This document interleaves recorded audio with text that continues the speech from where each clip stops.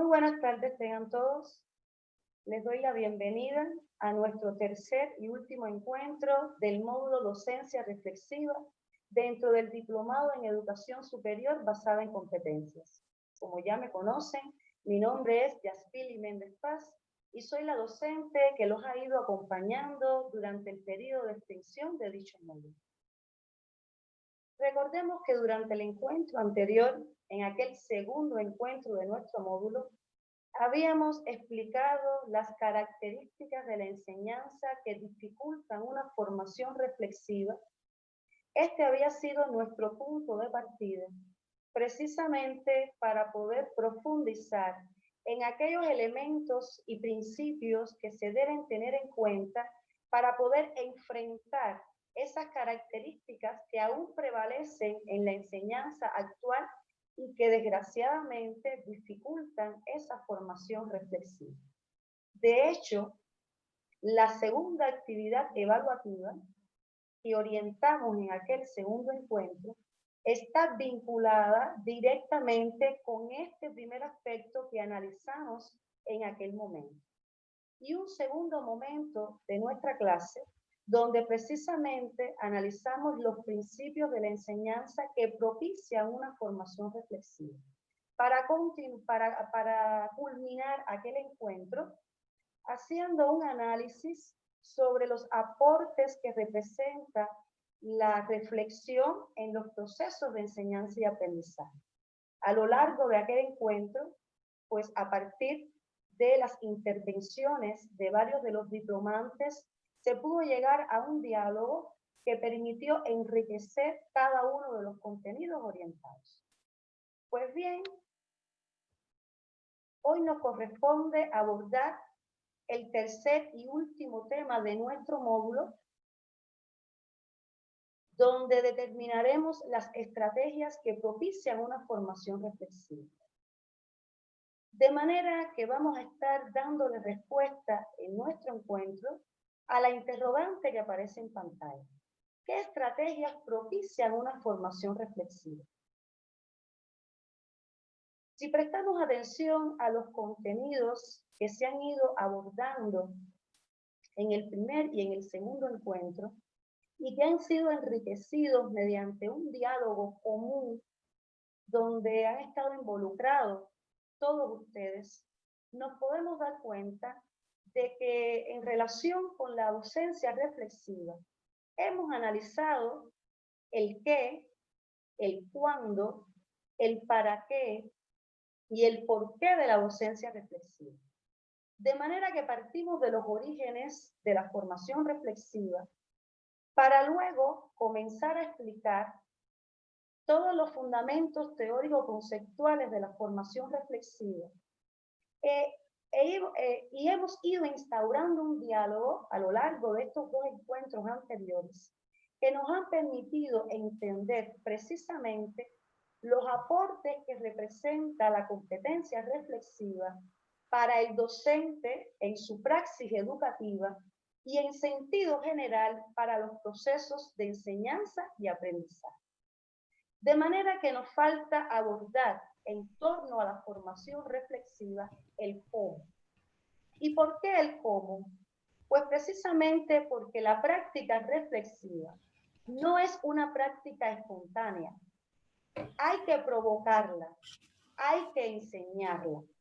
Y para poder enseñar, para poder provocar, para poder desarrollar esa formación reflexiva, es necesario tener en cuenta estrategias y vías que permitan viabilizar un grupo de componentes y esa articulación de esos componentes es lo que va a permitir poder desarrollar esa práctica reflexiva como una práctica dinámica, como una práctica constante en la praxis educativa dentro de la vida cotidiana de un docente.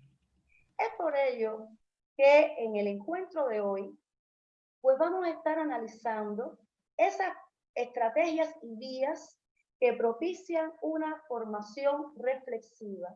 Y vamos a analizar los componentes que se deben articular en las instituciones educativas para poder formar esa práctica reflexiva en los docentes. De manera que vamos a comenzar este tercer encuentro dándole respuesta a esta interrogante que aparece en pantalla. ¿Cómo las universidades pueden formar a los educadores desde una perspectiva reflexiva y crítica? Vamos a tomar en cuenta dos puntos de partida para poder entender la responsabilidad que tienen las universidades como instituciones educativas para poder desarrollar y enseñar la práctica reflexiva en los procesos de formación docente.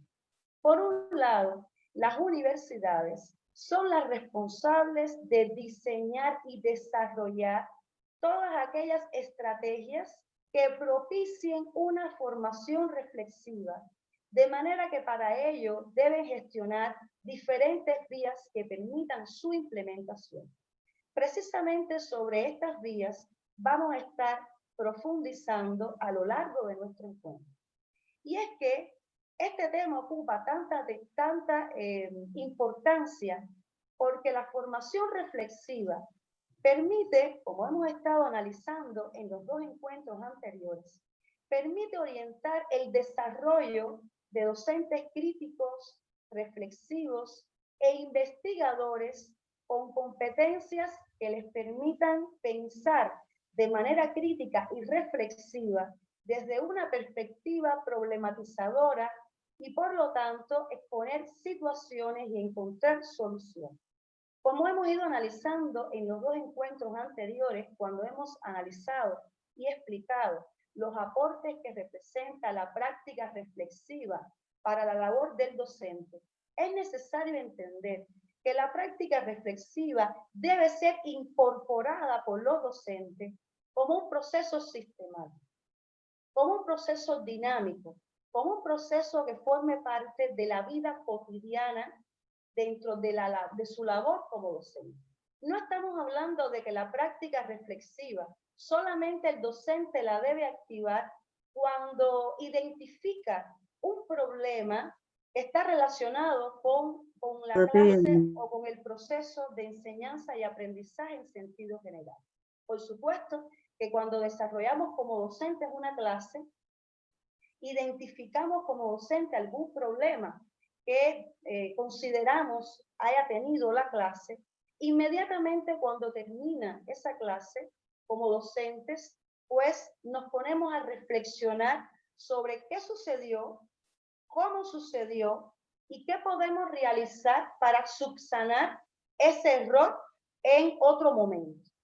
Sin embargo, como bien explica Rebecca Anijovic, como yo les dije en el primer encuentro de nuestro módulo, Rebecca Anijovic es una de las autoras más reconocidas cuando se va a abordar el tema de la práctica reflexiva, de manera que constituye una de las autoras fundamentales dentro de la bibliografía especializada sobre el tema. Pues como bien expone Rebecca Anijovic, la práctica reflexiva permite que el docente constantemente esté analizando, reflexionando de manera crítica y autocrítica sobre la praxis educativa, sobre las estrategias didácticas que utiliza, los resultados que se obtienen con las estrategias didácticas que se implementan, los resultados obtenidos en el aprendizaje de los estudiantes. O sea, la práctica reflexiva, como vimos en nuestro primer encuentro, debe formar parte de la labor educativa del docente en cada una de las etapas en que se divide el proceso de enseñanza y aprendizaje. Desde la etapa de planificación, pasando por la praxis educativa y luego los procesos de reflexión que debe realizar de manera cotidiana, de manera sistemática el docente sobre la praxis educativa. Como pueden ver, incluso en el primer encuentro estuvimos hablando sobre este tema porque Beatriz hacía alusión a este elemento. La práctica reflexiva se convierte en un ciclo en un ciclo no solo desde el punto de vista individual para el docente y su labor en la praxis educativa, sino también para el colectivo de los docentes y para los estudiantes. E incluso debe ser también incorporada como una habilidad a tener en cuenta por los directivos, pues también en los procesos de gestión educativa, la práctica reflexiva ocupa un lugar fundamental como ese proceso que permite a los directivos analizar constantemente cada uno de los elementos y los resultados que se obtienen a través de los procesos de planeación en los procesos de enseñanza y aprendizaje. Entonces, ¿qué estrategias y vías propician una formación reflexiva? Tomando en cuenta que, como dije al inicio, la práctica reflexiva no es una práctica espontánea. Hay que provocarla, hay que enseñarla.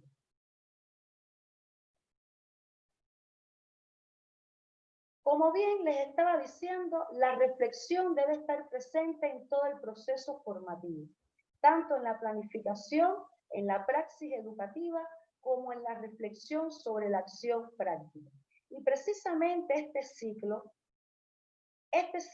que constituye la práctica reflexiva es lo que nos permite entender el por qué muchos autores consideran que las instituciones educativas deben aspirar a convertirse en comunidades de práctica. Recuerden que este fue un concepto que yo les presenté en el primer encuentro, solo se los presenté y les expliqué en aquella oportunidad que en el encuentro de hoy, en nuestro tercer y último encuentro, pues profundizaríamos sobre el concepto de comunidades de práctica de Etienne Wegener.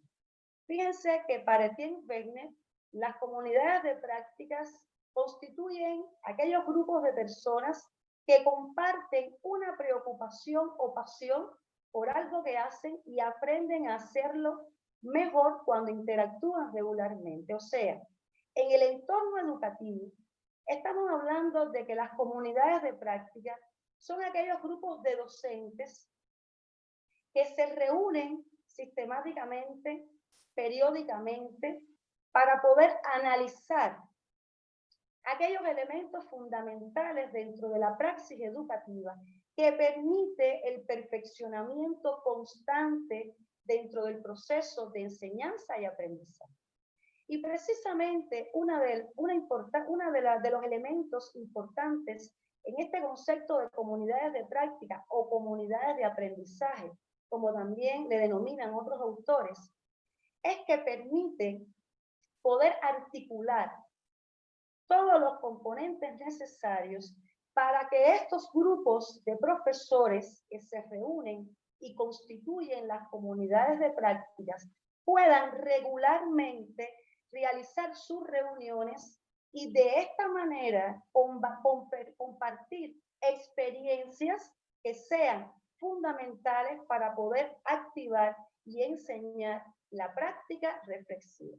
De manera que fíjense, si prestamos atención al concepto de comunidades de práctica y la importancia que revierte la conformación de las comunidades de práctica en las instituciones educativas, nos podemos dar cuenta de que para la conformación de las comunidades de práctica y para el funcionamiento de las denominadas comunidades de práctica o comunidades de aprendizaje, es necesario establecer una articulación entre todos los componentes y los responsables para poder hacer que estas comunidades de práctica funcionen de manera efectiva. Y cuando hablamos de componentes y de responsables, estamos hablando de que desde los directivos, los docentes e incluso los estudiantes, cada uno ocupa un rol fundamental dentro de las comunidades de práctica y cada uno de los roles y las funciones que ocupan estos miembros de las comunidades de práctica, pues es lo que permite, esta articulación entre las funciones es lo que permite el funcionamiento efectivo de las comunidades de práctica. Pero entonces, ¿por qué las comunidades de práctica o de aprendizaje son importantes para la formación reflexiva? Fíjense, las comunidades de práctica o de aprendizaje permiten que la práctica reflexiva sea sistemática, estructurada y cíclica. Y teniendo en cuenta los elementos que ya han sido esbozados, pregunto, ¿por qué ustedes creen que las comunidades de práctica o de aprendizaje permiten que la práctica reflexiva sea sistemática, estructurada y cíclica? Pregunto, ¿quién puede responder? A ver, para ir intercambiando. Buenas tardes, licenciada. Buenas tardes, Beatriz. Buenas ¿Cómo está? tardes. Un placer Creo saludar. que tiene esas características estos grupos, porque la interacción es lo que lleva a esa práctica. Uno solo puede realizar, pero creo que la perspectiva de las otras personas nos ayuda en el conocimiento también a intercambiar toda esa práctica que tenemos y también a proponer soluciones. Hay un aprendizaje que se llama el conocimiento en cascada, ¿verdad? Entonces, toma lugar ese aprendizaje en cascada. Vamos a aprender los unos de los otros, entre pares, entre los que somos docentes. Es importante darle la formalidad también a través de las instituciones para que hayan tiempos establecidos y dentro del proceso también se ubiquen los periodos en que se van a dar esos tiempos de reflexión.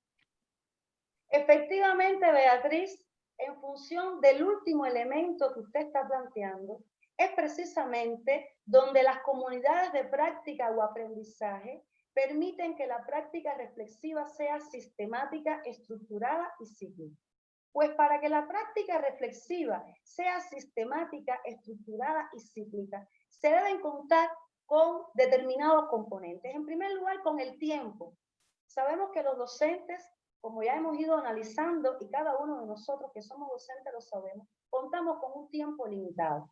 De ahí entonces que dentro de las funciones que deben tener los directivos como líderes en poner en práctica estas comunidades, pues precisamente una de las funciones que tiene es que gestionar ese tiempo y los espacios idóneos para que las comunidades de práctica o de aprendizaje puedan funcionar de manera efectiva. Los locales propicios, el tiempo con el que cuentan, ayudar a articular precisamente dentro de la agenda que tienen tan apretada los docentes de un departamento carrera o un departamento servicio, tratar de articular y de lograr que la mayoría de los profesores puedan participar en estas reuniones que se realizan dentro de las comunidades de práctica. Es decir, que precisamente por eso es que Rebeca Anijovic, por ejemplo, pues resalta la importancia que tiene que esas comunidades de práctica o de aprendizaje se conviertan en espacios formales de socialización académica dentro de las instituciones educativas, que a su vez es lo que va a permitir ese aprendizaje individual y colectivo de buenas prácticas y experiencias educativas en el proceso de enseñanza y aprendizaje. Pues debemos reflexionar sobre la siguiente interrogante.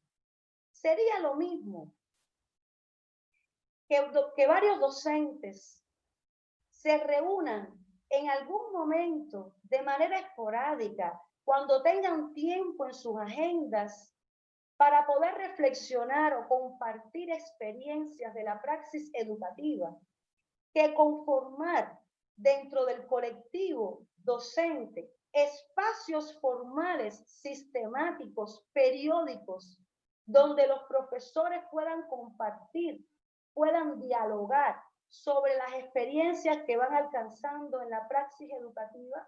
Por supuesto que no. De ahí entonces, como les decía, la importancia que ocupa viabilizar y gestionar todos aquellos componentes que son fundamentales para el funcionamiento de las comunidades de práctica o de aprendizaje. Las comunidades de práctica o de aprendizaje, entonces, permiten que sus miembros puedan trabajar de manera colaborativa, pues precisamente a través de las experiencias que se comparten, esto va a permitir la mejora continua de la calidad educativa a partir de las experiencias que van escuchando del resto de los docentes con respecto a lo que les comparten sus compañeros. Y esto puede ser tomado como un punto de partida importante, como una experiencia a considerar para aplicar en la propia praxis educativa del resto de los docentes. Y además permite también elaborar estrategias de integración y responsabilidad común para el cumplimiento de propósitos y trabajos propuestos, porque como veremos más adelante, en las comunidades de práctica, pues también se establecen planes de acciones concretas que permiten solucionar determinadas problemáticas que se van identificando a lo largo del proceso en que se van compartiendo esas experiencias por el colectivo docente. Y por último, el análisis colectivo de la práctica educativa mediante estos espacios formales de socialización académica y que pueden estar, por supuesto, en funcionamiento a través de las comunidades de práctica o de aprendizaje, también propicia el intercambio, el diálogo reflexivo, la colaboración y la planificación conjunta de experiencias innovadoras. Yo les pregunto para reflexionar, ¿sería igual que solamente nosotros, como docentes, desde el punto de vista individual, reflexionáramos sobre nuestra praxis educativa, que además de reflexionar nosotros en lo individual sobre nuestra praxis educativa, también podamos contar con otras experiencias que nos permitan ir entendiendo aquellos elementos fundamentales dentro de las buenas prácticas educativas, por un lado, y además posibles problemas que se identifican en el proceso de enseñanza y aprendizaje para tomarlo como punto de partida y tenerlo en cuenta en nuestra praxis educativa. Por supuesto que ese análisis colectivo, ese proceso de reflexión colectiva en el proceso de enseñanza y aprendizaje resulta fundamental para enriquecer el proceso de enseñanza y aprendizaje y para la mejora continua de la calidad educativa. Fíjense, las formas de trabajo de las comunidades de práctica o de aprendizaje varían y van a estar en dependencia de las propias dinámicas de trabajo que se articulen y que se definan por los miembros de esas comunidades de práctica o aprendizaje. Sobre esto no hay una receta, solamente experiencias que pueden ser tomadas en cuenta, sobre todo para aplicarlas teniendo en cuenta las particularidades de cada una de las comunidades de práctica o de aprendizaje. ¿Y por qué les digo esto? Porque por supuesto, no es lo mismo si estamos hablando de una comunidad de práctica o de aprendizaje en una universidad que en una institución educativa, en un colegio de otro nivel educativo. Porque los intereses, los objetivos en el aprendizaje, las competencias que se quieren lograr no son las mismas. De manera que esto se debe tomar en cuenta precisamente en el momento de conformar estos equipos de trabajo mediante las comunidades de práctica o de aprendizaje y de definir las líneas de trabajo que van a estar presentes en ese diálogo, en esa reflexión colectiva dentro de las comunidades de práctica o de aprendizaje. Vamos a poner algunos ejemplos que nos permiten entender las vías fundamentales que pueden ser utilizadas para el funcionamiento de las comunidades de práctica o las comunidades de aprendizaje a través de los espacios formales de socialización académica. Un primer ejemplo es el trabajo docente metodológico, del cual estuvimos hablando en nuestro primer encuentro, y yo les decía en aquella oportunidad que íbamos a profundizar sobre este aspecto en nuestro tercer y último encuentro. Pues precisamente el trabajo docente metodológico a través de espacios formales de socialización académica permite el aprendizaje colectivo de buenas prácticas docentes. Y vamos a analizar algunos elementos dentro del trabajo docente metodológico que nos permiten fundamentar esta idea. Por un lado, las universidades, las facultades y las carreras deben gestionar el trabajo docente metodológico mediante esos espacios formales de socialización académica. ¿Por qué? Precisamente para que ese trabajo docente metodológico se convierta en una práctica periódica, en una práctica estructurada, en una práctica sistemática, coherente y ordenada. Número uno. Número dos, para poder gestionar el tiempo con el que cuentan los docentes y de esta manera que la mayoría de los docentes puedan participar en cada uno de los encuentros planificados dentro del trabajo docente metodológico. Y en tercer lugar, porque para poder desarrollar el trabajo docente metodológico de manera coherente y eficiente, es necesario contar con todos los elementos de la logística y con todos los elementos vinculados con la cuestión metodológica, teórico-conceptual y epistemológica. De manera que fíjense la labor que deben realizar los directivos en esos procesos de gestión educativa, tratando de articular la mayor cantidad de variables en el proceso de planeación del trabajo docente metodológico con el objetivo de que se pueda poner en funcionamiento y se obtengan resultados efectivos. Cuando hablamos del trabajo docente metodológico, estamos hablando de que el mayor peso, no el único, pero el mayor peso en la conducción y la guía de la mayoría de las actividades metodológicas que se desarrollen debe estar dirigida por los profesores de mayor experiencia y prestigio como docentes dentro de los departamentos y las facultades. Y también en el trabajo docente metodológico se deben desarrollar líneas metodológicas previamente establecidas, y cuando hablo de previamente establecidas, es que los docentes deben conocer un cronograma de cuáles son las líneas metodológicas que se van a ir abordando con las fechas y los responsables, con el objetivo de poder tener una preparación previa y poder llegar al momento de esa actividad metodológica con esa preparación, con ese conocimiento como punto de partida. Y por supuesto, el trabajo docente metodológico permite el aprendizaje colectivo de buenas prácticas docentes. Y por eso es precisamente el propósito fundamental de este trabajo docente metodológico, es ese aprendizaje colectivo de buenas prácticas docentes. Y precisamente es por ello que deben estar esas actividades metodológicas, por lo menos la mayoría de las actividades metodológicas, sobre todo aquellas que abren los ciclos metodológicos, deben estar dirigidas por esos profesores de mayor experiencia y prestigio como docentes. Se pueden desarrollar disímiles líneas metodológicas. Yo aquí les estoy poniendo algunos ejemplos, precisamente por la importancia que revierten estas líneas metodológicas para los procesos de enseñanza y aprendizaje en la contemporaneidad.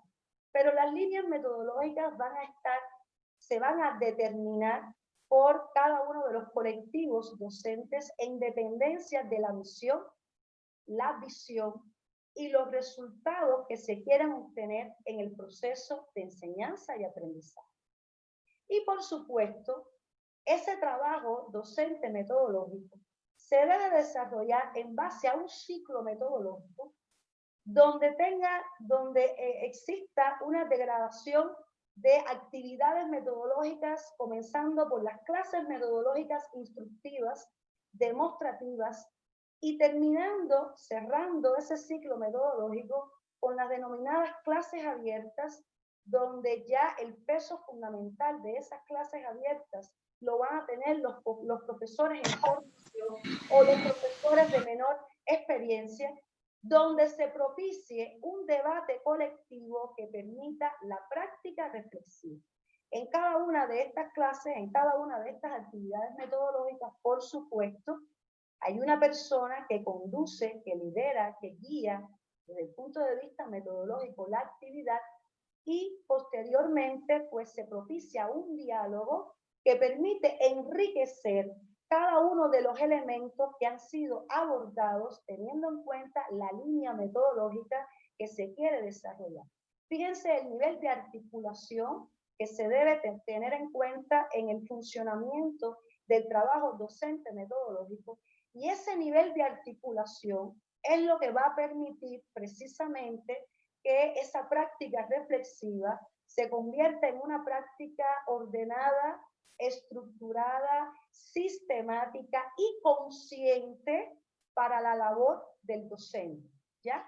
En este sentido, es necesario tener en cuenta la importancia que ocupa en el trabajo docente metodológico la evaluación constructiva con el objetivo de conducir a la mejora continua de la calidad educativa. ¿Por qué les digo esto?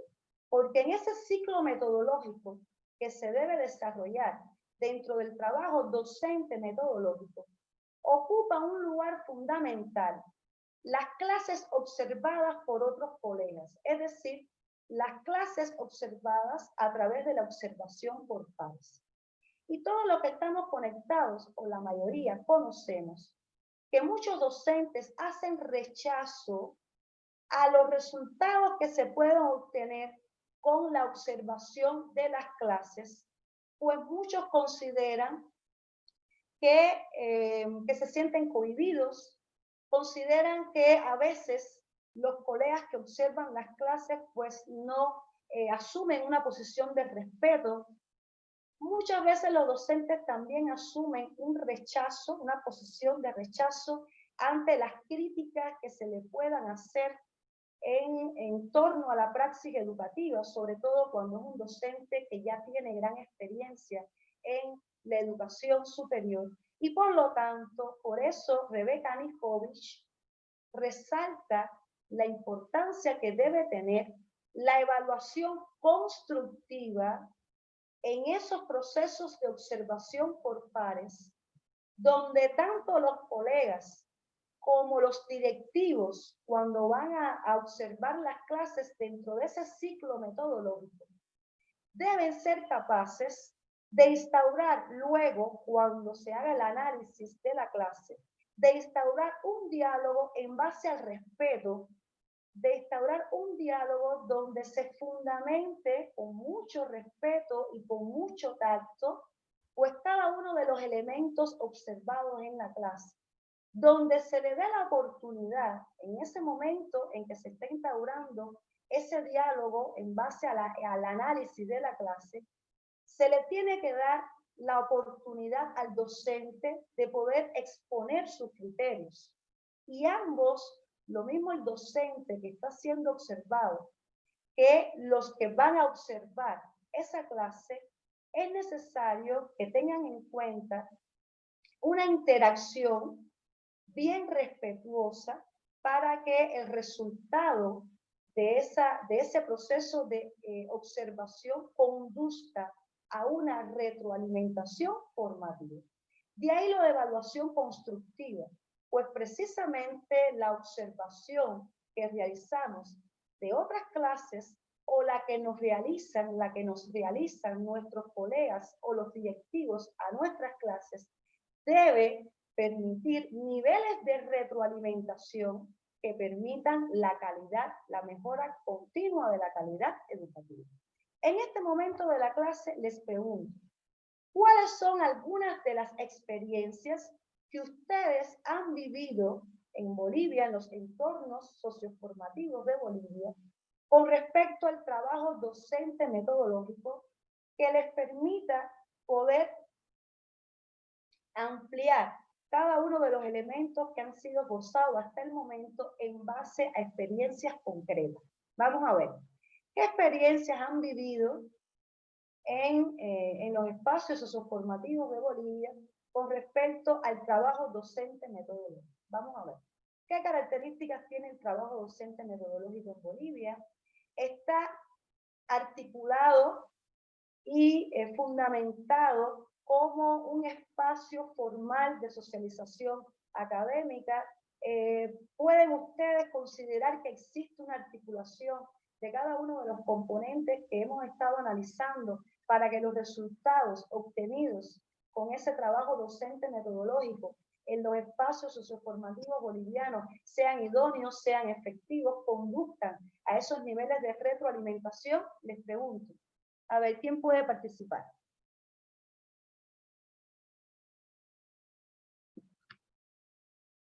A ver, ¿quién puede participar? Yo, doctora, puedo compartir la experiencia que he tenido en 2 momentos. Muy bien, muchas Donde, gracias, Beatriz. donde yo empecé a trabajar, era una institución binacional. Entonces llevábamos a cabo un entrenamiento de docentes y luego un in-service training, un entrenamiento en servicio. Ahí nosotros teníamos que observar clases de los colegas más antiguos, pero entrábamos con unas rúbricas de observación. eh, Entrábamos con un formulario y nos decían qué observar. Entonces teníamos que trabajar en nuestras debilidades. Siempre la crítica era constructiva, pero nosotros no podíamos opinar de los docentes, sino que el supervisor venía y eh, nos daba las pautas a observar. También habían observaciones de calidad, de control de calidad, donde siempre ellos empezaban felicitándote por lo bueno que habías hecho y luego empezaban a presentarnos sugerencias en cómo mejorar nuestras debilidades.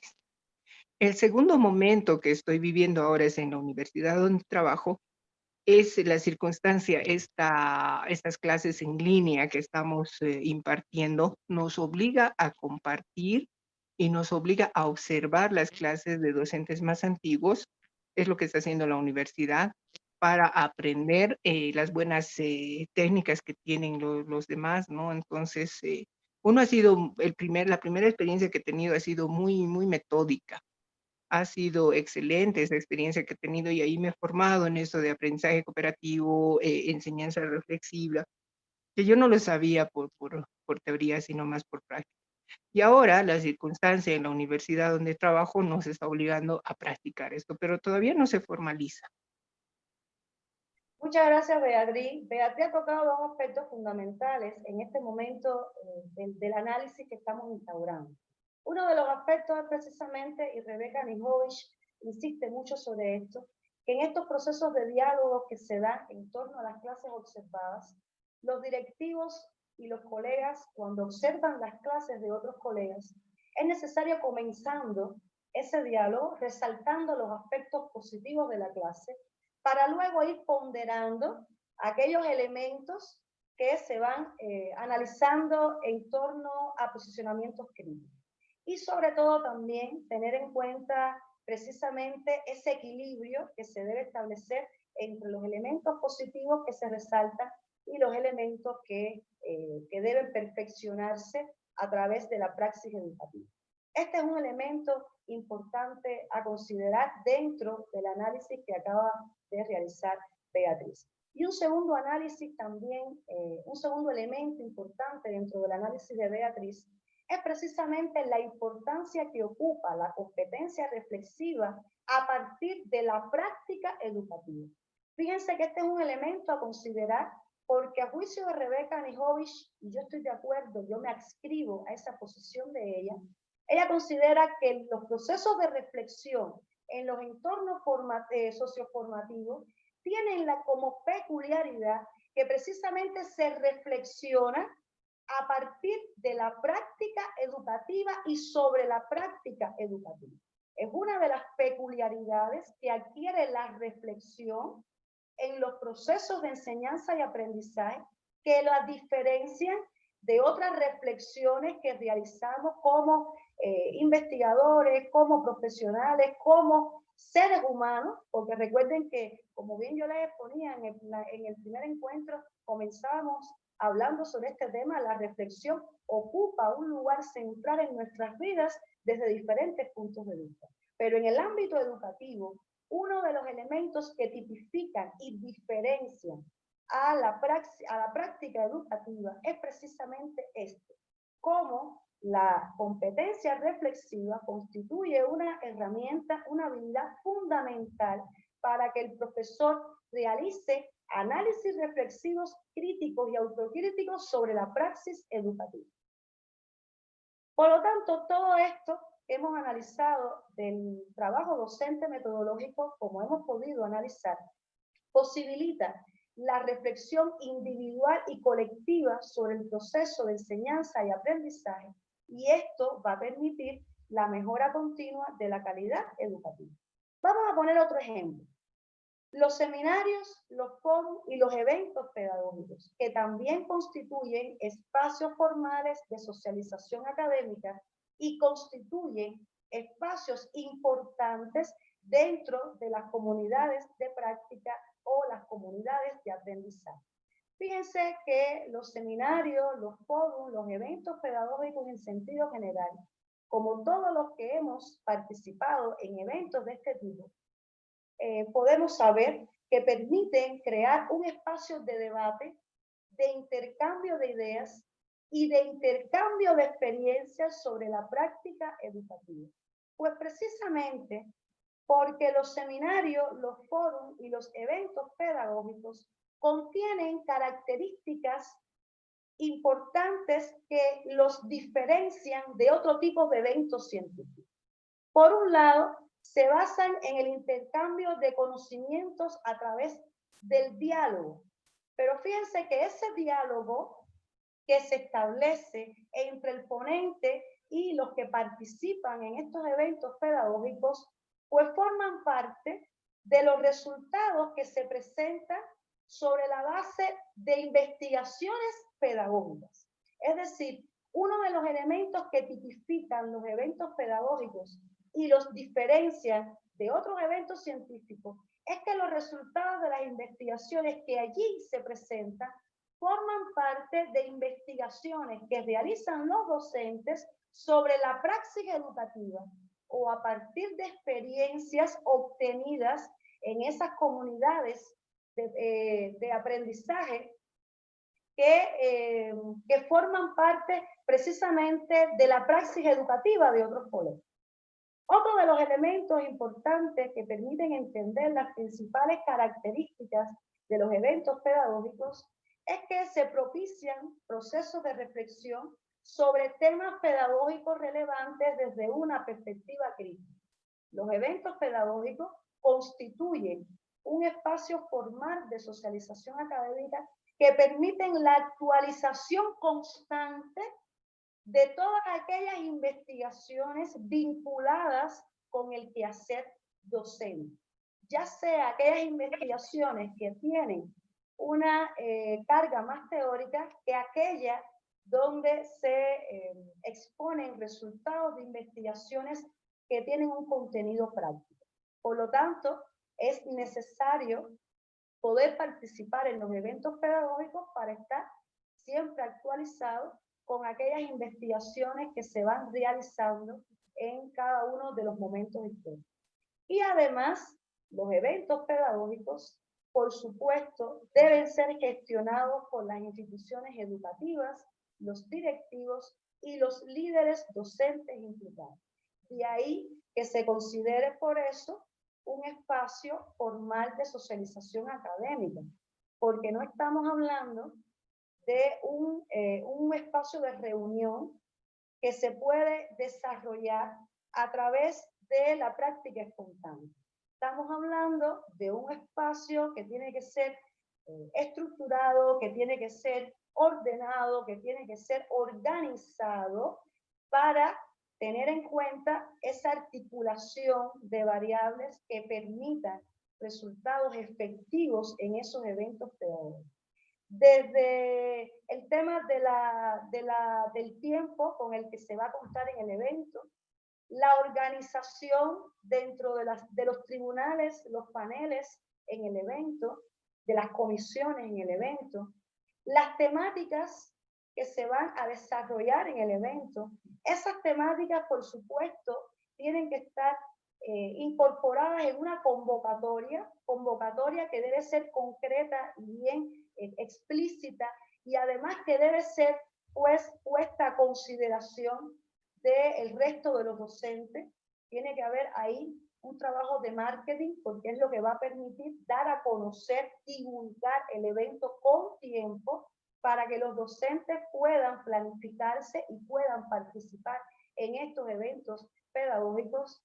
Deben tenerse en cuenta todos los elementos de la logística, desde el tiempo de duración de cada uno de los paneles, de cada una de las comisiones, los locales con los que se van a contar, los conferencistas extranjeros y nacionales que se van a invitar para que formen parte dentro de los paneles principales en cada una de las comisiones, la convocatoria que se debe tener para que los profesores que van a participar en los tribunales de cada una de las comisiones estén, en fin. Fíjense cómo es necesario articular un grupo de variables para que los eventos pedagógicos puedan funcionar. Pero sí es necesario tener en cuenta la importancia que ocupan los eventos pedagógicos como espacios formales de socialización académica para la práctica, para el desarrollo y la formación de la práctica reflexiva. Y para cerrar este análisis que estamos haciendo sobre los eventos pedagógicos, pues hay dos elementos fundamentales que nos permiten sintetizar esa importancia de los eventos pedagógicos para la formación reflexiva. Por un lado, permiten esa reflexión individual y colectiva sobre la práctica educativa, y por otro lado, propician una reflexión crítica sobre los problemas reales y cotidianos de las aulas, así como sus condicionamientos socioculturales y comunitarios. Por supuesto, a través de los resultados de las investigaciones que ahí se presentan. Vamos a poner otro ejemplo que nos permite entender cómo se puede formar, desarrollar e enseñar la práctica reflexiva a través de los espacios de socialización académica mediante las comunidades de práctica o de aprendizaje. La narrativa. La narrativa que constituye una herramienta de reflexión en las comunidades de aprendizaje para lograr ese aprendizaje colectivo de experiencias docentes.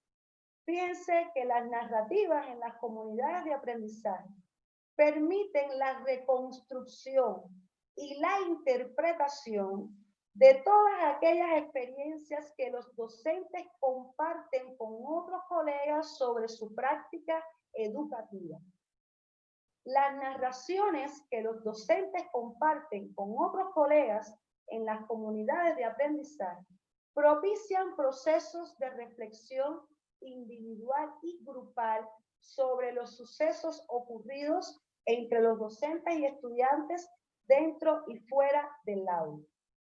Esas narraciones escritas, como bien establece Rebecca Anijovic y otros autores, constituyen procesos de investigación que realizan los docentes sobre su práctica educativa y a través de las experiencias de otros docentes de clases observadas o las experiencias que ha podido compartir con otros docentes, y por supuesto van a permitir una coherencia en cada una de las ideas que se escriben y la vinculación de esas ideas que se escriben con el contexto explícito que se quiere analizar. Por lo tanto, la narrativa constituye un método de descubrimiento y análisis que permite generar una postura crítica al identificar los aciertos y desaciertos en el proceso de enseñanza y aprendizaje. Y fíjense que uno de los elementos fundamentales de la narrativa como herramienta de la práctica reflexiva es que le permite al docente poder estructurar y organizar sus ideas, sus análisis sobre la práctica educativa de manera coherente, de manera articulada, de manera consciente. ¿Por qué? Porque el docente le dedica un espacio a analizar, a reflexionar de manera crítica y autocrítica aquellos elementos que quiere incorporar en su narrativa a través de la escritura. Y para escribir, por supuesto, tenemos que darle un orden, una coherencia a nuestras ideas. Y esto va a permitir que en el momento en que el docente comparta con el resto de sus colegas esas experiencias sobre la praxis educativa, pues lo pueda hacer de una manera ordenada, de una manera coherente, resaltando aquellos elementos que a su juicio deben ser compartidos con el resto de los colegas en las comunidades de práctica o de aprendizaje.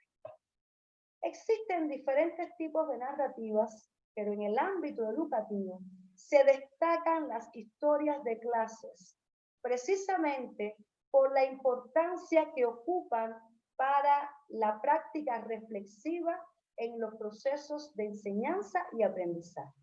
Cuando hablamos de una historia de clase, estamos haciendo alusión a un estilo narrativo donde los docentes deben detallar, deben explicar, deben incorporar a esa escritura una clase desarrollada, aquellos elementos fundamentales de la clase desarrollada, aquellos componentes que permiten explicar las relaciones entre el docente y los estudiantes, sus consideraciones sobre el aprendizaje de los estudiantes en función de las estrategias didácticas aplicadas en su clase.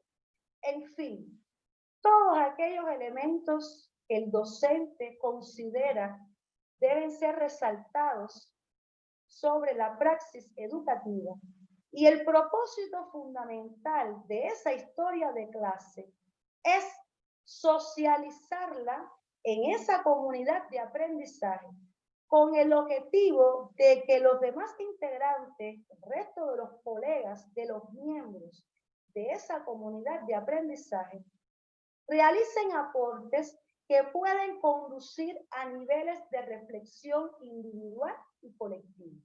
Y estos niveles de reflexión individual y colectivo, en este contexto en que lo estamos explicando, ¿a qué debe conducir? Pregunto, ¿a qué debe conducir estos niveles de reflexión individual y colectivos? Pregunto.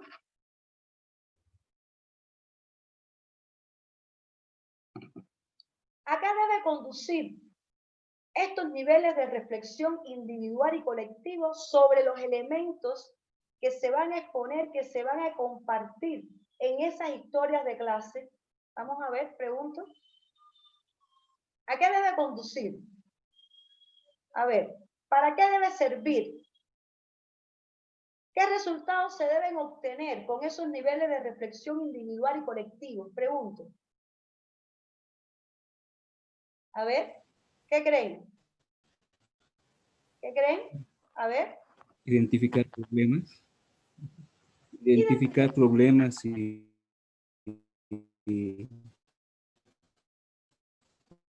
Ajá.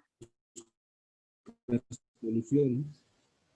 Efectivamente, fíjense, hacer análisis vinculados con esa praxis educativa que conduzca a posibles soluciones, no solo a problemas identificados, sino también a otros elementos que se deben tener en cuenta y que pueden perfeccionar esa praxis educativa. como el uso de otras estrategias didácticas en dependencia del tema que se analiza y los resultados en el aprendizaje que se quieren obtener, etc. Así que resulta fundamental las historias de clase precisamente porque permiten reflexionar sobre el quehacer de los docentes que las escriben, los colegas con los que comparten en las comunidades de aprendizaje y el sistema educativo donde realiza su trabajo. Porque, por supuesto, los autores fundamentales que analizan la importancia que representan las historias de clases para la práctica reflexiva, consideran que en esas historias de clase los profesores, por supuesto, deben articular tantas variables como les sea posible en el momento de realizar sus análisis sobre los resultados obtenidos en el proceso de enseñanza y aprendizaje. Vamos a otro ejemplo. Los diarios de clase. Fíjense que los diarios de clase o diarios de campo, como también se les conoce, constituyen una herramienta motivadora de procesos críticos y reflexivos, pues posibilita que los docentes reflexionen sobre la práctica educativa en los procesos de enseñanza y aprendizaje. Vamos a analizar algunas de las características que debe tener el diario de clase o diario de campo, como también se le conoce. Por un lado, algunos autores plantean que ese diario de clase o diario de campo no tiene que ser una actividad diaria, pero sí los apuntes que se contemplan en el diario de clase o diario de campo deben mantener una línea de continuidad. De manera que si el profesor, cuando hace sus anotaciones en su diario de clase o diario de campo, considera que no es necesario resaltar algunos elementos dentro de una clase que tuvo en una semana determinada, porque no considera que debe incorporar ningún elemento, objeto de atención, sí tiene que ser capaz de, cuando incorpore nuevamente, cuando realice nuevamente sus anotaciones, de establecer determinados vínculos, determinada línea de continuidad entre el último tema que anotó en el diario de clase o de campo y ese nuevo tema que está incorporado. Otra característica importante del diario de clase o diario de campo es que el contenido de ese diario de clase debe estar compuesto por aquellos aspectos que el docente considera deben ser destacables de la práctica educativa.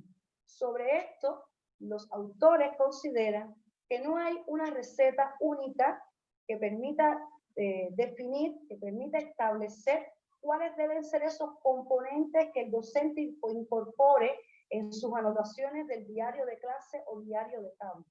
Que todo ello va a estar en correspondencia con cada uno de los elementos que considera el docente sobre la praxis educativa.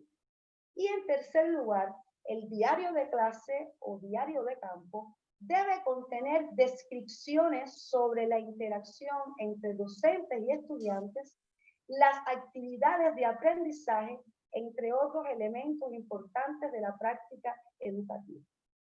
Una cuestión importante dentro del diario de clase o diario de campo es que debe permitir el registro de experiencias educativas que propicien la reflexión individual y colectiva de la práctica educativa en la comunidad de práctica o de aprendizaje.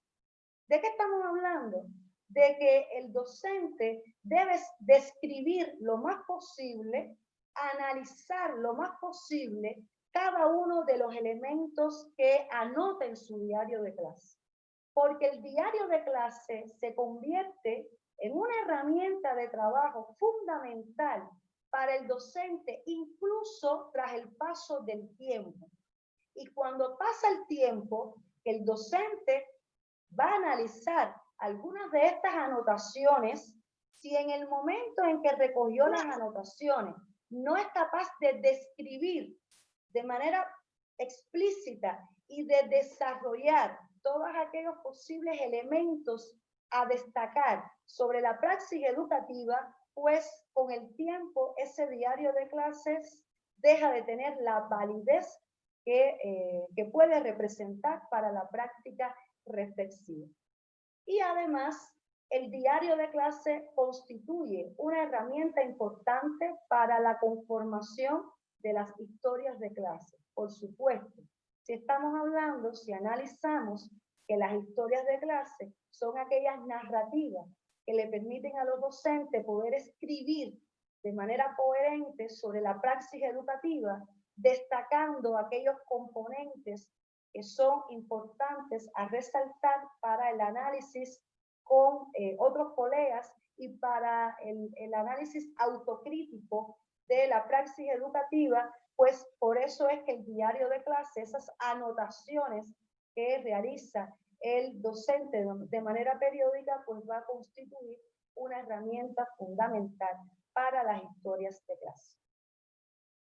Fíjense, aquí, como ustedes pueden ver en la diapositiva, hay algunos elementos importantes que se pueden tener en cuenta para el registro de la información en los diarios de clase o diarios de campo. Pero como les estaba diciendo, no es una receta forzada.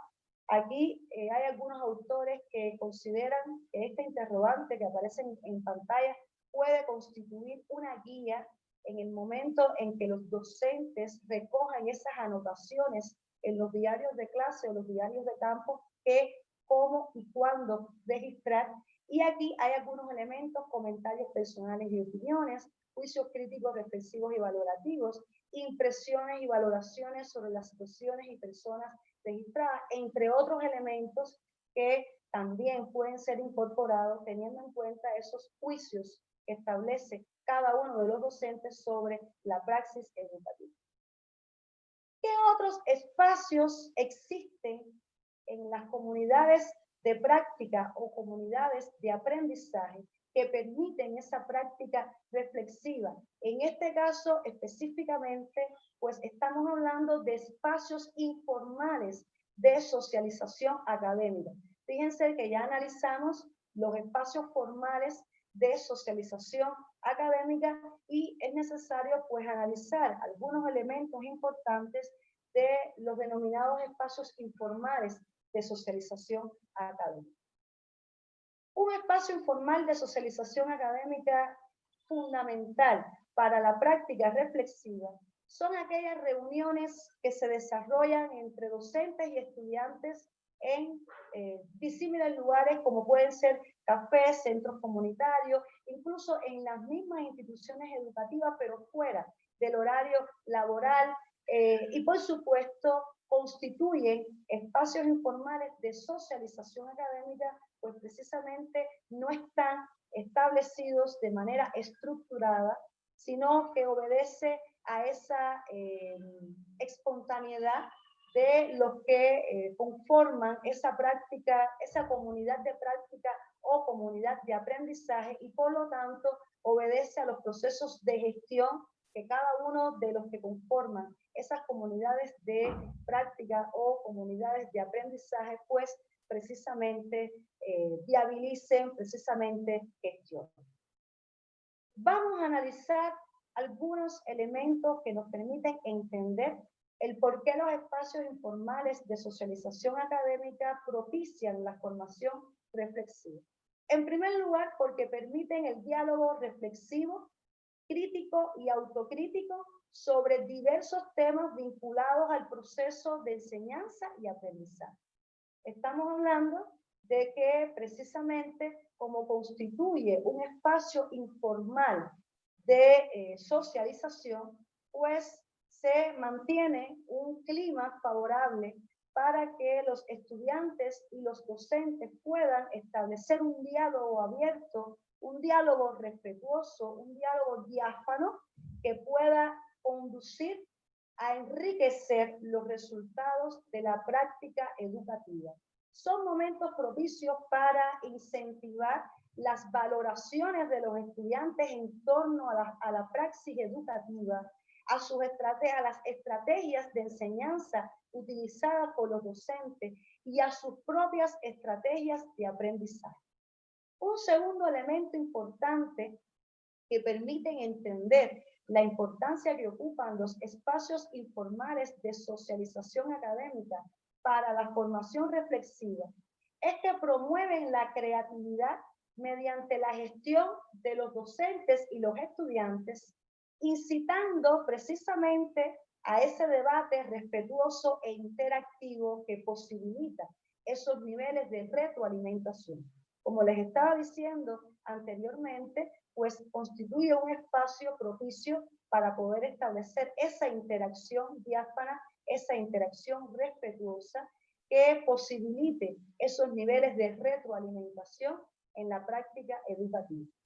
Un tercer elemento es que estos espacios formales de socialización académica conducen, por supuesto, a la mejora continua de la calidad educativa. ¿Por qué? Porque posibilita esos niveles de retroalimentación de la práctica educativa. Y un cuarto elemento es que estos espacios informales de socialización académica posibilitan arribar a consensos entre docentes y estudiantes para enriquecer esa labor educativa ante la participación real de los estudiantes en su propio proceso de aprendizaje. Constituye un momento importante para poder establecer esos consensos en base al diálogo entre docentes y estudiantes para enriquecer esa labor educativa. Les pregunto, ¿qué importancia para ustedes revierten estos espacios informales de socialización académica? A ver, los escucho.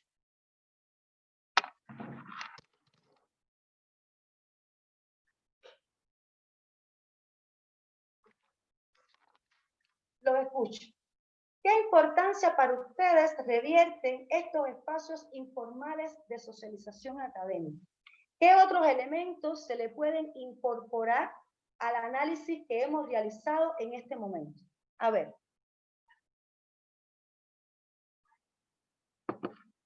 Usualmente lo realizan los que somos docentes.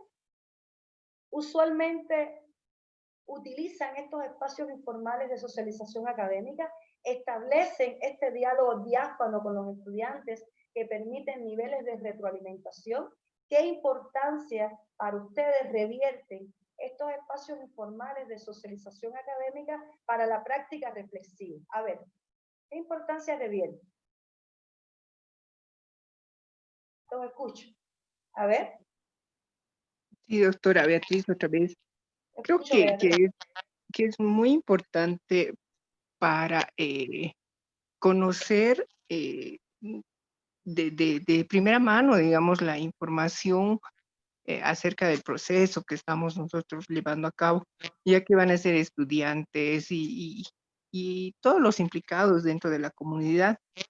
Entonces vamos a tener una información rica para trabajar en diferentes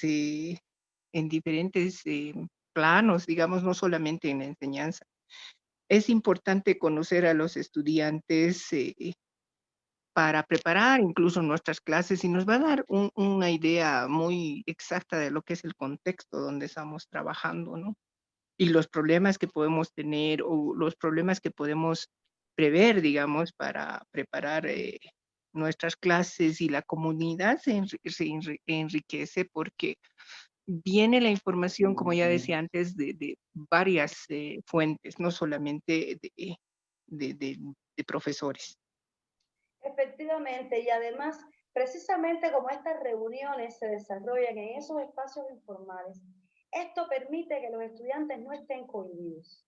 Sabemos que muchas veces los estudiantes en nuestras propias clases, en el entorno educativo, a veces se cohíben de hacer análisis crítico, muchas veces porque consideran que si hacen una crítica a un compañero, pues ya eso le va a molestar, ya eso lo va a ver, lo va a poner frente al colectivo de estudiantes como un mal compañero, otras veces porque le teme a las represalias o a las consecuencias que pueda ocasionarle a su proceso evaluativo, en fin.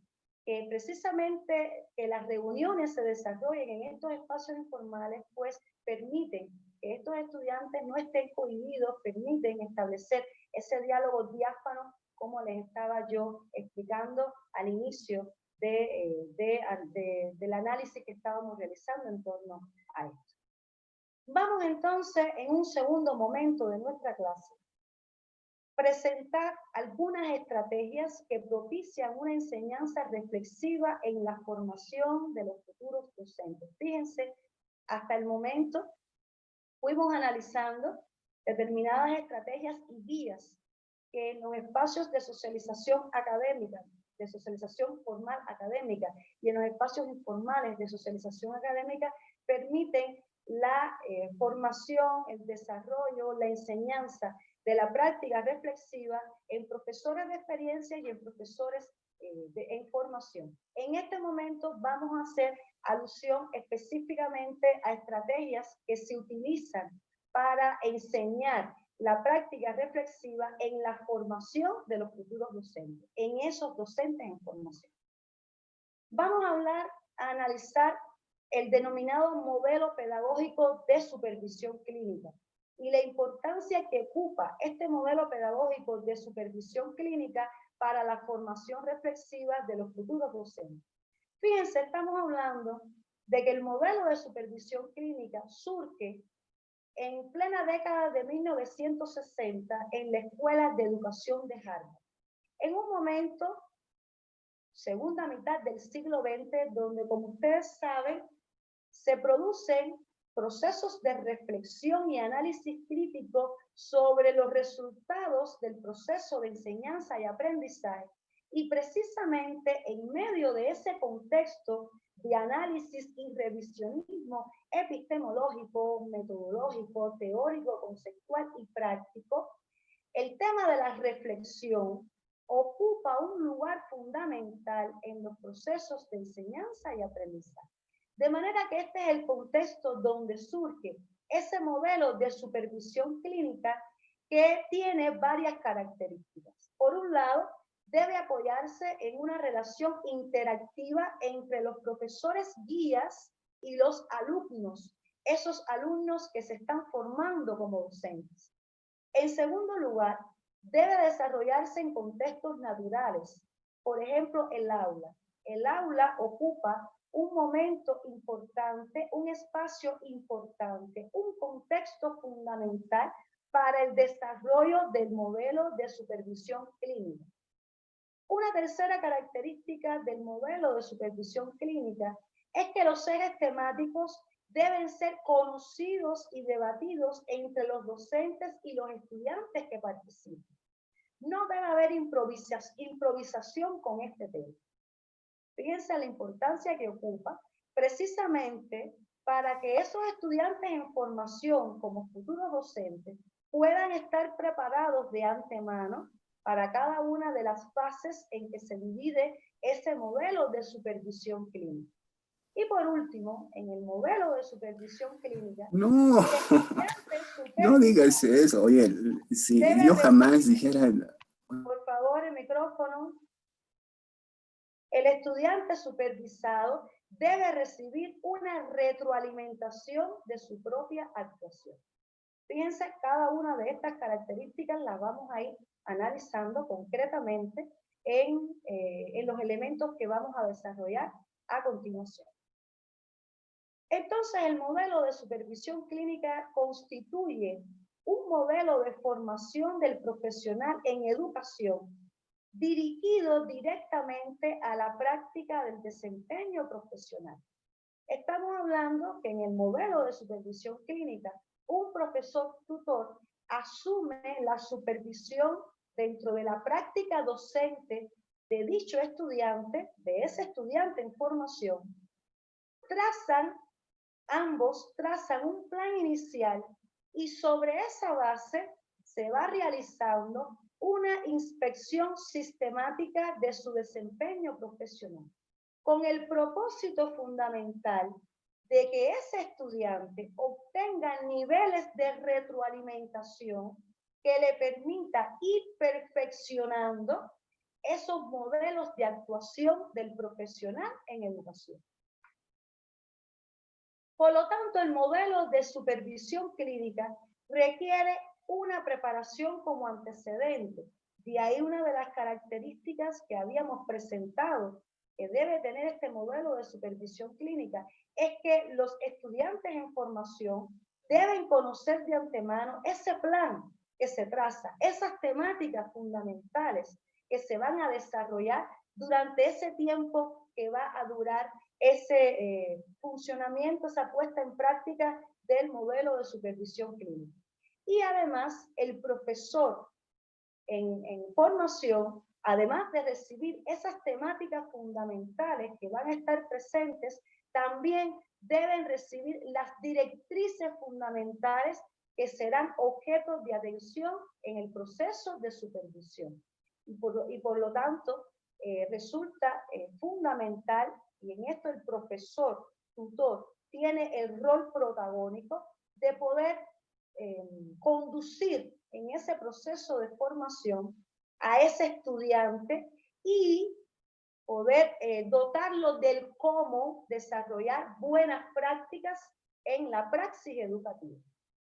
El modelo de supervisión clínica, por otra parte, requiere un diálogo constante con el profesor en formación para que ese profesor tutor pueda hacerlo reflexionar sobre cada una de las fases dentro de la praxis educativa, resaltar sus aciertos, determinar, identificar los principales problemas, fundamentar los puntos de vista y además debe guiarlo, ese profesor tutor debe guiar a ese estudiante en formación para que ese estudiante pueda ir obteniendo las experiencias que ya ese profesor tutor ha ido adquiriendo a lo largo de su desempeño como profesor.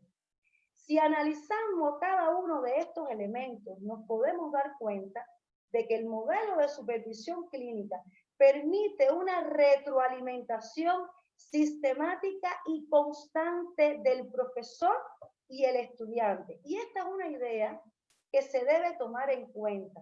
Fíjense que con todo lo que hemos analizado en el modelo de educación por competencia, recuerden que cada vez es más necesario ese rol que debe asumir el profesor como conductor, como guía, como orientador en el proceso de enseñanza y aprendizaje. El profesor no tiene la verdad absoluta. Cada uno de nosotros como docente se retroalimenta y se enriquece mediante la praxis educativa a cualquier nivel de enseñanza. De manera que fíjense cómo entonces ese modelo de supervisión clínica no solo permite esos niveles de retroalimentación sistemática y constante para el estudiante en formación, sino también para el profesor. Y conjuntamente, este modelo de supervisión clínica va a permitir el perfeccionamiento de esa calidad educativa y, por supuesto, la formación de esos profesores mejor preparados. Para esto es necesario realmente que el profesor tutor preste atención a cada uno de los elementos fundamentales que deben ser tenidos en cuenta para el enriquecimiento de ese estudiante en formación. Y por supuesto, el modelo de supervisión clínica permite formar determinadas competencias vinculadas con los modos de actuación del profesional docente. De esta manera, la competencia reflexiva constituye, como ya hemos ido analizando en nuestro primer y segundo encuentro, una competencia transversal que se encuentra presente en la formación y el fortalecimiento del resto de las competencias. Vamos a analizar cada una de las fases del modelo de supervisión clínica. La primera fase, como pueden ver en la diapositiva, es la entrevista de planificación. La segunda fase es la observación. La tercera fase es el análisis. Y la cuarta fase es la entrevista de análisis. La entrevista de planificación. Este constituye el primer contacto donde el supervisor procura entender las intenciones y los objetivos, las expectativas en sentido general de ese estudiante en prácticas y juntos discuten cómo llevarlas a la práctica. Fíjense, este es un momento importante dentro del modelo de supervisión clínica. ¿Por qué? Porque aquí se debe establecer un diálogo donde el profesor tutor sea capaz de escuchar con detenimiento esas expectativas que tiene el estudiante en formación con los resultados que espera obtener en esa práctica del desempeño profesional.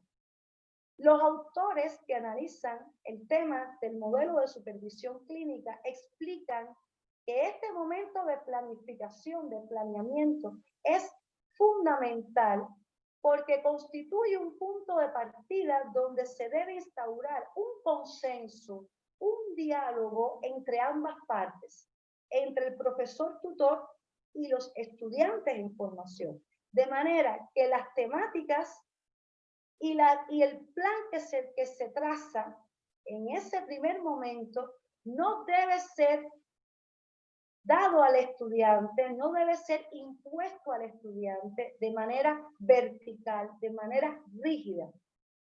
Se considera que el profesor tutor debe ir con un plan diseñado preestablecido, pero ese plan se debe enriquecer precisamente en esta entrevista de planificación, donde, repito, el profesor tutor debe establecer esa relación de mutua confianza y reconocimiento hacia ese estudiante en formación. La segunda fase es la de observación, donde ese profesor tutor realiza las observaciones de la práctica docente del estudiante en práctica. Por supuesto, en ese proceso de observación por pares, el profesor tutor observa las clases de ese estudiante en formación, pero al mismo tiempo ese estudiante en formación también tiene que observar clases de ese profesor, supervisor o tutor, donde ese profesor sea capaz de incorporar, delegarle a ese estudiante en formación buenas prácticas sobre la praxis educativa. Esto es fundamental para que el estudiante en formación no solo obtenga los niveles de retroalimentación a través de los análisis que realiza ese profesor tutor sobre su praxis educativa, disculpen, sino también que pueda recibir esos niveles de retroalimentación a través de su participación directa en las clases de ese profesor que está llevando el peso fundamental en esa práctica formativa del estudiante en formación. Y en este caso, el trabajo docente metodológico resulta muy útil. ¿Por qué? Porque aquellas líneas metodológicas que se establecen para ir desarrollando en el trabajo docente metodológico son líneas que deben ser desarrolladas en este momento en que se utiliza el modelo de supervisión clínica para la práctica de ese estudiante en formación. Y de esta manera va a existir una articulación coherente entre las líneas metodológicas diseñadas, establecidas, determinadas y desarrolladas por el departamento carrera o departamento servicio y la práctica del desempeño profesional. La tercera fase es la del análisis. En esta fase, los datos recogidos en la fase de observación son estudiados e interpretados de manera independiente por el profesor supervisor y el estudiante. Y es necesario entender que, como bien resaltan los autores, las diferencias de criterios que se establecen en esta fase deben considerarse como momentos enriquecedores de la investigación, no como obstáculos. El cuarto momento es la entrevista de análisis, que constituye la fase más importante de la supervisión clínica, toda vez que en este momento, mediante ese diálogo reflexivo, el supervisor y el estudiante en prácticas reconstruyen la lección, número 1, exponen los aspectos detectados, número 2, sacan conclusiones a partir de los aspectos detectados y se comprometen para reorientar el proceso o continuar el mismo. Y en este último aspecto constituye un elemento fundamental ese plan de acciones que se establece para poder perfeccionar cada uno de los elementos que se detectan como problemas en la praxis educativa. Y por supuesto, en este momento, en esta entrevista de análisis, como ya fuimos analizando, pues es necesario ponderar entre los aciertos y desaciertos que ha tenido ese estudiante en formación. Y como bien establece Rebeca Nijovic y Beatriz nos hablaba sobre este tema, pues resulta muy útil, muy, sobre todo desde el punto de vista constructivo, que ese profesor tutor comience ese análisis en la entrevista con el estudiante en formación, resaltando primero los aciertos para ir ponderando aquellos problemas que deben ser poco a poco solucionados. Vamos entonces a analizar las estrategias, algunas estrategias que propician una formación reflexiva en docentes con experiencia y docentes en formación. Fíjense que aquí estamos analizando en ambos casos la observación entre pares. De alguna manera hemos estado analizando la importancia que ocupa la observación entre pares para el desarrollo y la enseñanza de la práctica reflexiva. Pero en este sentido vamos a analizar específicamente la importancia de la observación entre pares, por un lado, por la vinculación, los vínculos que se establecen entre el mentor principiante y por otro lado, por los vínculos que se pueden establecer entre los maestros con experiencia y maestros con experiencia. Fíjense que cuando analizamos el modelo de supervisión clínica, analizamos esta observación entre pares que se da precisamente entre el profesor, tutor o mentor y ese estudiante en formación. Y aquí también vamos a resaltar la importancia que ocupa la observación entre pares para la vinculación que se establece entre maestros con experiencia y maestros con experiencia. En el caso del primero, como ya analizamos, entre el mentor y el principiante, el enfoque fundamental, el propósito fundamental de la observación entre pares entre el mentor y el principiante es ayudar a los docentes en formación a desarrollar habilidades de enseñanza mediante la observación por un colega con experiencia. Ya fuimos analizando determinadas peculiaridades que adquiere la observación entre pares en el modelo de supervisión clínica. Y en el caso de la segunda, su propósito fundamental es proporcionar oportunidades a los maestros con experiencia para reflexionar sobre su enseñanza. Fíjense que cuando analizábamos el trabajo docente metodológico, uno de los elementos que analizábamos en aquel momento que se utiliza y que es muy útil es precisamente la observación entre pares. Por lo tanto, la observación entre pares ofrece una oportunidad para que los maestros vean cómo sus colegas enfrentan los mismos problemas que ellos a diario.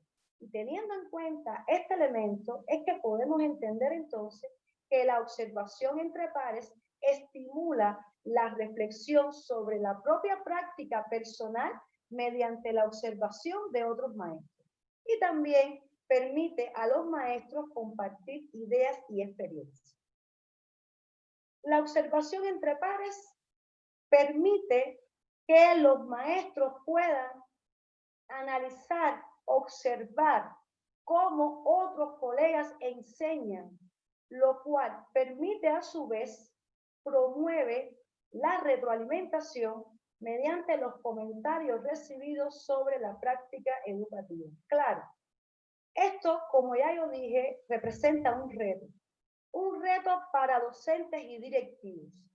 En primer lugar, porque no todos los docentes asumen posicionamientos críticos y no todos los docentes son receptivos ante los posicionamientos críticos que les realizan otros colegas o directivos.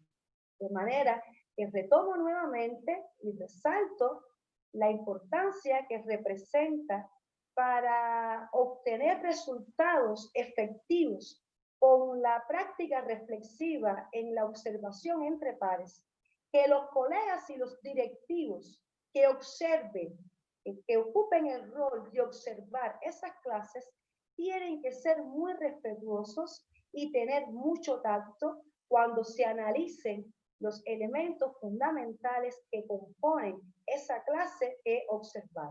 Sobre este tema, Rebecca Anijovic, en un video que ustedes tendrán la oportunidad de poder ver y analizar, porque va a ser parte de la bibliografía que se orientará para solucionar la actividad evaluativa 3, pues Rebecca Anijovic da algunos consejos útiles que se deben tomar en cuenta para la práctica reflexiva, para la enseñanza de la práctica reflexiva, y uno de los elementos que resalta precisamente es este, el tacto, el respeto que deben tener los colegas y los directivos cuando analizan y observan las clases de otros colegas.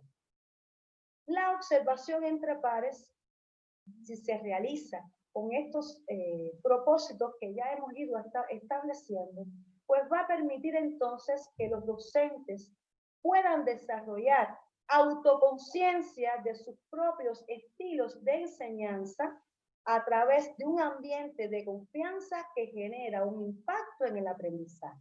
Fíjense que no resalto ambiente de confianza por gusto.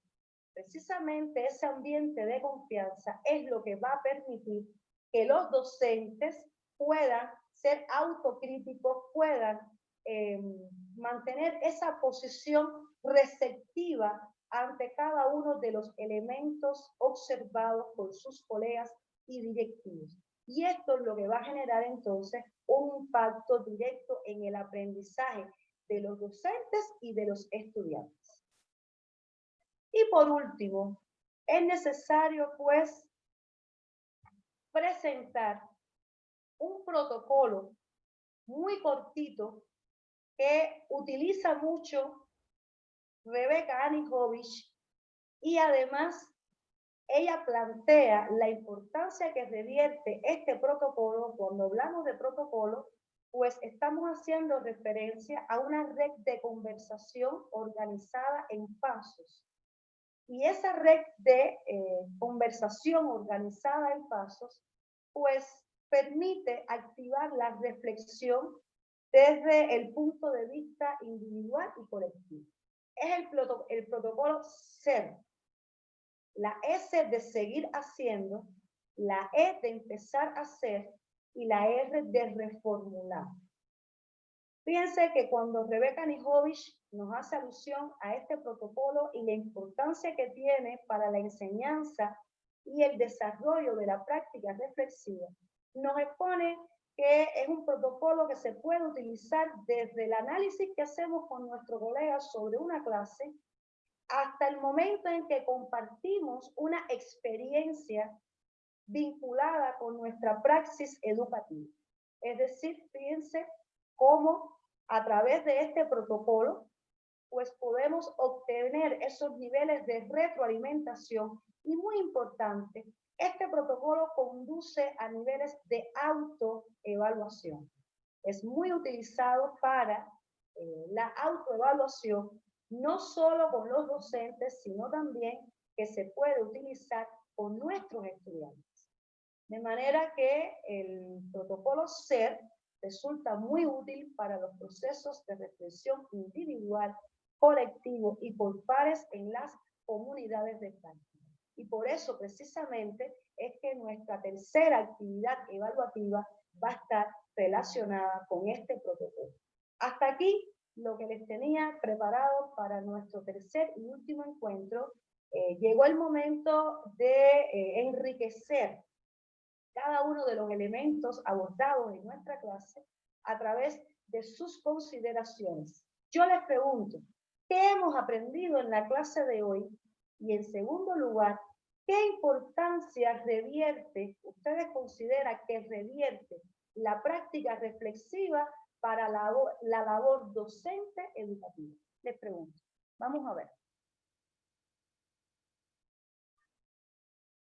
A ver, ¿quién participa? Primero, ¿qué aprendimos en la clase de hoy? Segundo, ¿qué importancia le conceden a la práctica reflexiva para la labor docente educativa? A ver, ¿quién puede participar? A ver. Doctora Beatriz, otra vez. Beatriz, sí. Lo que yo he Sí, aprendido son lo formal y lo informal en cuanto a la práctica reflexiva que tenemos que desarrollar. Me ha impactado lo que es la supervisión clínica, que yo lo había practicado en esa institución binacional. Ahora ya sé el nombre y también los 4 momentos que tiene, ¿no? De la planificación, la entrevista, y la práctica misma de la observación. Y bueno, por último, lo que es la importancia de la competencia reflexiva que tenemos que desarrollar los docentes, y no solamente los docentes, sino la comunidad, las instituciones, deberían formalizar esto. Aquí en Bolivia no se ve mucho, pero es muy importante para dar una enseñanza mejor a los estudiantes y hacer un equipo de enseñanza, ¿no? Hacer las cosas igual, porque enseñamos en las universidades y todos enseñamos por separado, no hay una metodología. Entonces un estudiante tiene un docente dentro de la carrera que imparte las clases de esta manera, el otro docente de esta manera. Entonces esa es la importancia de mejorar la educación en lo que es en las universidades, y también se puede decir en colegios, debería practicarse lo mismo. Muchas gracias, Beatriz, por su participación. Otro diplomante, otra diplomante, a ver, quiero escuchar otros criterios en este último encuentro de nuestro módulo. Quiero escuchar otros criterios, a ver. A ver. Marilu, escucho, Marilu, bienvenida. ¿Cómo está, doctora? Buenas tardes.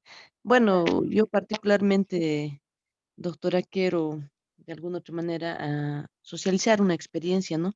Y también ver, primero es que a nivel de Bolivia, doctora, lamentablemente no hay muchos espacios pedagógicos, justamente a lo que ustedes indicaban, ¿no?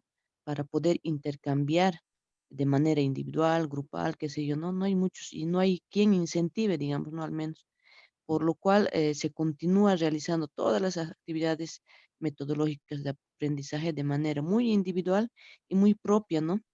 Inclusive en las universidades continúan existiendo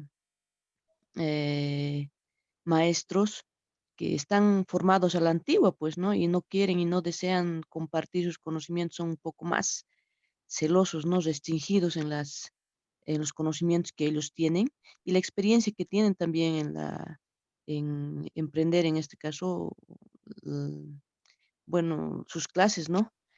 Eso es, doctora, lo que quería compartir la experiencia y además de que es necesario y útil, doctora, las reflexiones individuales y grupales, justamente para mejorar uno nuestros conocimientos, mejorar el manejo en aula, mejorar las didácticas que nosotros podamos eh, utilizar, ¿no? Eso es cuanto puedo opinar, doctora. Gracias. Muchas gracias a usted, Marilu. A ver, quiero escuchar otro criterio para ir cerrando el debate. A ver, quiero escuchar otro criterio. Víctor, lo siento muy calladito hoy. A ver, quiero escuchar otro criterio. Otro criterio para cerrar el debate. Dice, yo, doctora. ¿Le escucho? Bueno, con respecto, yo creo que a la competencia reflexiva se ha quedado claro de que esta situación es muy importante para el docente, como también para el estudiante, pero debemos partir de los docentes, me imagino, ¿no es cierto?, de nosotros para motivar como docentes que también desarrollan su experiencia reflexiva y así poder transmitir, ¿no es cierto?, esto a los estudiantes y buscar siempre, el objetivo es una educación de calidad. Y se ha quedado sin duda alguna en que debe haber esa constante interacción y evaluación, autoevaluación también del docente y el proceso de enseñanza-aprendizaje, ¿no? Durante el inicio, desarrollo y final, para ver si como docentes estamos llevando una actividad cumpliendo todos los objetivos o metas trazados, ¿no?, dentro de los contenidos. Y con respecto, por ejemplo, a la tarea que tuvimos en analizar qué dificultades existen para el proceso de enseñanza-aprendizaje, personalmente en la tarea he podido percibir, ¿no?, y también partiendo de la propia experiencia, de que hay muchos maestros que dictamos áreas, pero no con pertinencia académica. Y esto es un gran problema, porque hay, por ejemplo, yo soy maestra también de secundaria y hay déficits históricos de años, ¿no? ¿No es cierto? Donde si no tiene posibilidades de pagar el maestro, entonces quedan espacios vacíos. Y si hay maestros que, bueno, se brindan porque también tal vez tienen esa vocación por querer enseñar, entonces tampoco lo van a hacer a la perfección porque no son maestros de área, de especialidad, ¿no? Y creo que ese también es un punto que desfavorece mucho en cuanto a la calidad educativa en nuestro país. Gracias. Muchas gracias por su participación. Bueno, si no hay otro criterio, si no hay ninguna otra intervención, pues vamos a pasar entonces a orientar nuestra actividad evaluativa 3. Y fíjense en lo que aparece en pantalla. Redacte un trabajo donde reflexione sobre su desempeño profesional sobre la base de las siguientes interrogantes. ¿Qué me falta seguir haciendo? ¿Qué debo empezar a hacer? ¿Cuáles aspectos debo reformular como profesional? Si prestan atención a las orientaciones de esta actividad evaluativa 3, se van a dar cuenta que estamos hablando de un proceso de autoevaluación. Aquí, por supuesto, que el estilo que seleccione cada uno de ustedes ya es particular. Si consideran que deben comenzar utilizando algunos elementos teóricos de algunos autores que les permitan apoyar sus ideas, lo pueden hacer. Pero realmente el centro de atención del trabajo lo constituye precisamente que ustedes realicen un proceso de autoevaluación de su desempeño profesional. Aquí lo dejé abierto porque dentro de los diplomantes, de los colegas, hay algunos que son docentes, pero hay otros que no lo son. Y por eso es que fíjense cómo les pongo, donde reflexiones sobre su desempeño profesional. En base a qué me falta seguir haciendo, qué debo empezar a hacer y cuáles aspectos debo reformular como profesional. Y no por gusto yo les estoy orientando este trabajo. El trabajo obedece a un propósito. El propósito fundamental es que seamos capaces como profesionales y como personas de sentarnos un momento a analizarnos a nosotros mismos. Y a partir de ese autoanálisis estamos activando la competencia reflexiva. Así que por eso es que este trabajo tiene ese componente práctico a partir de ese proceso de autoevaluación que ustedes deben realizar de su propio desempeño profesional. Quiero conocer si entendieron lo que deben hacer en la actividad evaluativa 3. Los escucho. ¿Entendieron? A ver. Opiniones. Opiniones. ¿Entendieron lo que deben hacer en la actividad evaluativa 3? Sí, doctora. Ya. No hay ninguna duda entonces. Este es el formato que ya conocemos porque es el formato que hemos estado utilizando. Lo mismo en el módulo de fundamentos que en este mismo de docencia reflexiva. Fíjense en la cantidad de páginas, no debe exceder las 3 páginas. Y estas son las fuentes de consulta. Fíjense que yo, por las características del trabajo, les estoy orientando que vean dos videos. Dos videos de Rebeca Anijovic, que como ustedes han podido apreciar a lo largo de toda la clase, he estado hablando de Rebeca Anijovic y no obedece a la casualidad, precisamente por la importancia que hoy se le concede a Rebeca Anijovic como una de las autoras fundamentales, una de las especialistas fundamentales en la práctica reflexiva y además en la importancia que ocupa la práctica reflexiva en los procesos de retroalimentación formativa. Incluso van a encontrarse en las fuentes utilizadas para la elaboración de los contenidos de la clase un libro, un texto excelente de Rebeca Anijovic. Yo se lo recomiendo. Les recomiendo, ese libro está en la plataforma, les recomiendo que busquen el libro y que consulten este libro precisamente por la importancia que tiene este libro para entender no solo los aportes de la práctica reflexiva en los procesos de enseñanza y aprendizaje, sino también la importancia que debe ocupar esa práctica reflexiva en los procesos de retroalimentación formativa. Pues nos estamos despidiendo. Si no hay otra consideración, si no hay otra intervención, quiero por favor que activemos nuestras cámaras para poder despedirnos. A ver, activemos nuestras cámaras para poder despedirnos. Ya estamos terminando. Ha sido, como siempre les digo, un placer para mí, en una segunda oportunidad, ser su docente. Les deseo muchos éxitos en la culminación del diplomado. Ya les queda muy poco. Ya están al comenzar la recta final en el proceso de investigación para elaborar sus monografías y solo me resta entonces desearles muchos éxitos. Así que chao, chao, Maure, nos estamos despidiendo. Chao, Beatriz, chao, Emilio. Muchas gracias, hasta luego, doctora. Hasta luego, gracias por sus intervenciones. Gracias a todos por su participación. Buenas noches, que tengan buen fin de semana.